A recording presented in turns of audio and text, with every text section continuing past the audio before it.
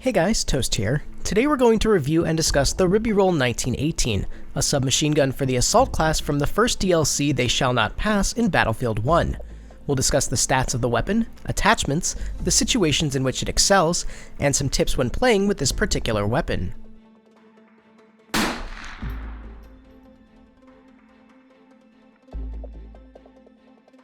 Unlike the DLC weapons for the Medic, Support, and Scout class, the DLC weapons for the Assault class come in only one variant. The one variant for the Ribeyrolles is the Factory variant. In order to unlock this weapon, you need to get 20 headshots with the MP18 Optical and 50 kills with the Automatico M1918 Factory.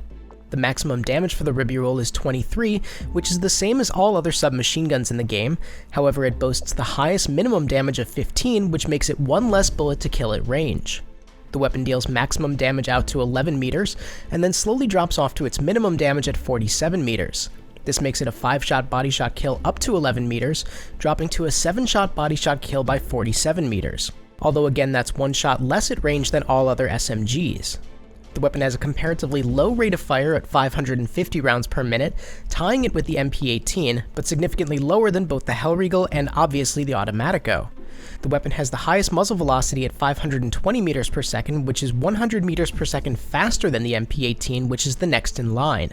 The Ribeyrolles has 25 rounds in the magazine prior to needing to reload, and has a short reload of 2.1 seconds, which is the same as both the Automatico and MP18, but has the fastest long reload at 2.766 seconds, albeit only 0.034 seconds faster than the Automatico.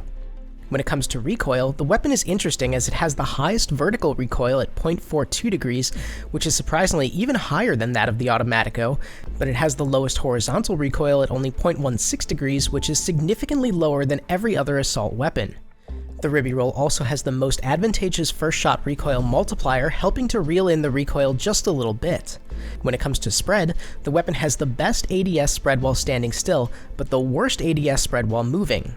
When it comes to Hipfire, the Ribeyrolles is tied in all statistics with the Hellriegel, so while not the worst weapon in the game for hipfiring, it's certainly not the best. The Ribeyrolles is also the only weapon for the assault class that features a bipod to help with longer range shooting.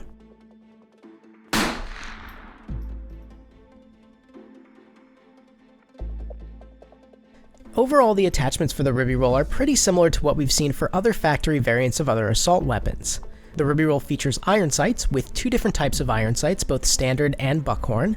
The magnification ranges from 1x up to 2x. You have the option of attaching a bayonet for melee kills, and you can select the weapon's recoil direction, either center, left, or right, whichever is going to help you best control the weapon.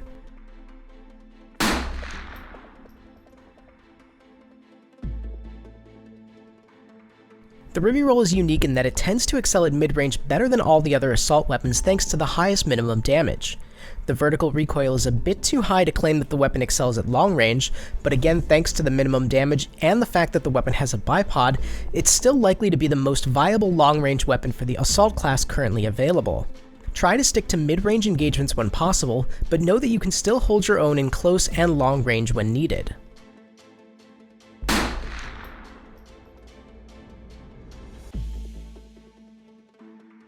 If you don't like getting in close in every situation in order to have the upper hand, and like the opportunity to stay back a little bit with the assault class, the Ribeyrolles may be a good option to take a look at.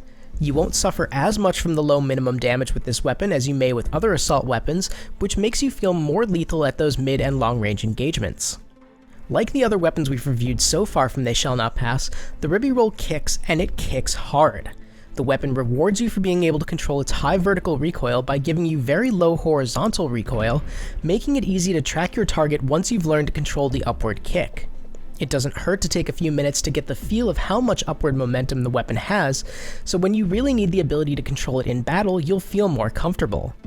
Interestingly, despite the fact that the Ribeyrolles has the single highest vertical recoil, you'll likely feel that the Automatico still kicks more. While the Ribeyrolles is going to kick up more with each shot, because it fires so much slower than the Automatico is still going to have faster overall upward momentum. Despite the fact that the Ribeyrolles has a bipod, I wouldn't necessarily recommend using it frequently.